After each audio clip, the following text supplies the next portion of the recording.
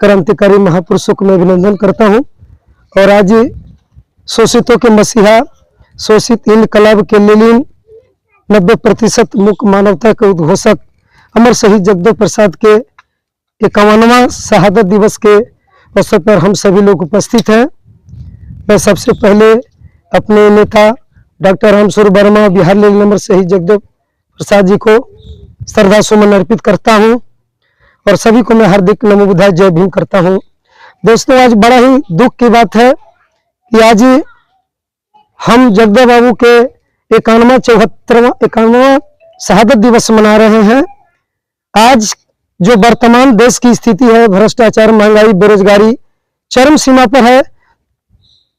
इसी तरह सन 74 में भी देश में बेरोजगारी, भ्रष्टाचार चरम सीमा पर था और देश में बहुत आंदोलन चल रहा था, जिसमें जयप्रकाश नारायण आंदोलन भी था। लेकिन जगदेव बाबू उसी में समानांतर अपना आंदोलन अलग से शुरू किए, क्योंकि उनका मानना था कि यह जो आंदोलन है वह सही है, लेकिन आंदोलन के जो नेतृत्व करता है वो गलत हाथों में है।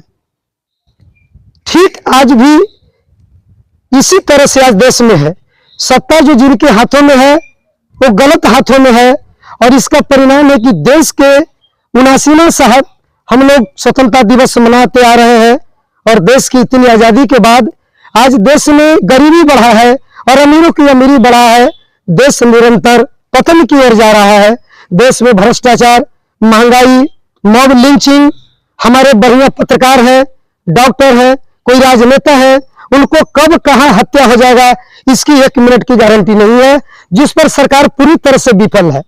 विफल का कारण है कि सरकार में 60% जितने भी टिकट लेके जा रहे हैं, चाहे वो लोकसभा का हो या विधानसभा का हो, उसमें जिस पर दर्जनों केस मुकदमा, जनसंहार, फिरौती, रंगदारी, ऐसे बड़े बड़े जनसंहारों का जिन पर मुकदमा है, वैसे लोग टिकट लेकर आ रहे हैं, जीत करके हो जा रहे हैं वो विधानसभा में, लोकसभा में।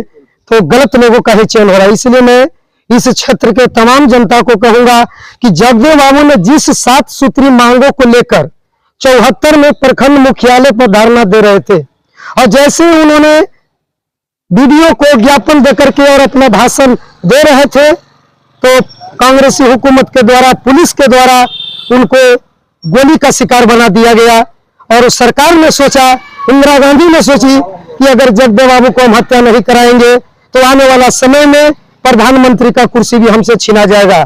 क्योंकि जगदेव बाबू 23 फरवरी 1973 को पार्टी के प्रथम सम्मेलन डालमिया नगर में उन्होंने अपने स्पीच में, भाषण में देते हुए, उन्होंने देश की जनता को संबोधन करते हुए उन्होंने कहा कि ये 2 वर्गों की लड़ाई है, एक 10% शोषक बनाम 90% शोषितों की इज्जत और रोटी की समता की लड़ाई इस मुल्क की असली लड़ाई है।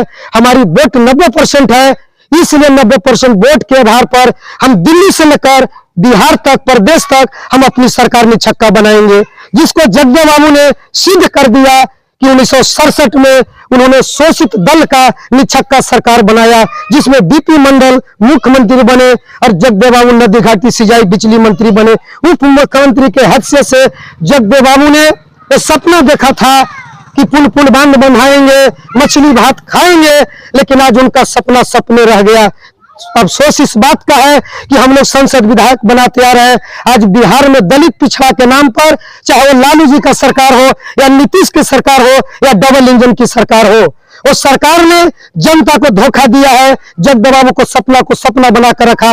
एक नदी घाटी परियोजना भी जगदेव बाबू के नक्शे कदम पर, आज तक वो कार्यान्वित नहीं हुआ।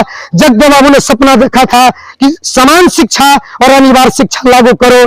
बाबा साहेब अम्बेडकर का साहित्य सभी दलित पुस्तकालय और सभी सरकारी विद्यालय में, उसको पुस्तकालय में, दलित छात्रावासों में उसको लागू किया जाए, जो आज तक नहीं है। जगदेव बाबू ने सपना देखा कि वोट को अनिवार्य करो और फोटो परिचय पत्र के साथ वोट को अनिवार्य करो।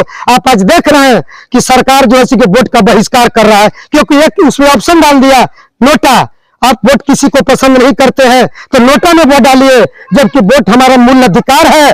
बाबा साहब ने अपने 4 बच्चों को कुर्बानी देकर एक एक गरीब को वोट देने का समानता का अधिकार दिया, चाहे वो राष्ट्रपति का बेटा हो, चाहे मोदी जी हो, चाहे एक दलित मजदूर किसान हो, सबका वोट का 1 वोट 1 वैल्यू, सबका वैल्यू बराबर है। लेकिन सरकार ने इस वोट को नोटा के माध्यम से बहिष्कार करवाने का काम किया। लेकिन जगदेव बाबू का मांग था कि वोट को अनिवार्य करो, और उन्होंने जनसंख्या के अनुपात में जिसकी जितनी संख्या है उतनी हिस्सेदारी मिलना चाहिए।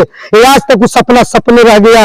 उन्हें खेती के लिए बटाईदार बिल, खेती मजदूरी लागू करने का सपना देखा था।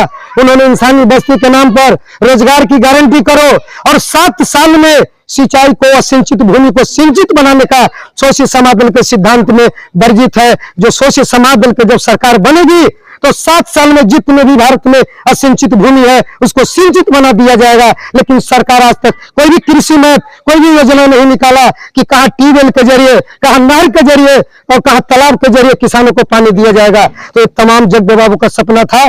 इसलिए मैं ज्यादा न बोलते हुए मैं तमाम इस क्षेत्र के जनता से अपील करूंगा कि मैं शोषित समाज दल का एक उम्मीदवार के रूप में हूं। जगदेव बाबू ने जिस तरह 5 साल में उन्होंने इस भारत में इतिहास बनाने का काम किया, मैं भी आप लोगों के सामने ये अपना वचन देता हूं कि यदि शोषित समाज दल का एक विधायक भी अगर बनता है तो जिस तरह से एक तिल्ली पूरे जंगल को जला कर राख कर सकता है, उसी तरह विधानसभा में एक जगदेव बाबू का सपना है। उसके आधार पर हर पंचायत स्तर पर एक पुस्तकालय, स्वास्थ्य केंद्र और रोजगार और